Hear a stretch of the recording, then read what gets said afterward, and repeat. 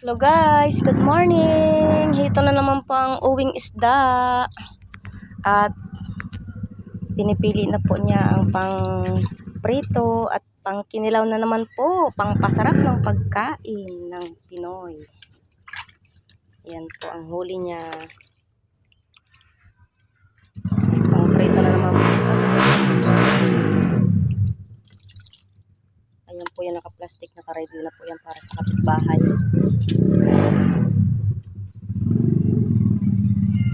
Po ang kanyang isda. At pang ihaw, may 3 pirasong malalaki. Mag-iihaw kami. Sarap na naman ang kain. Thank you guys. Please like and share and subscribe my FB Reels. Thank you.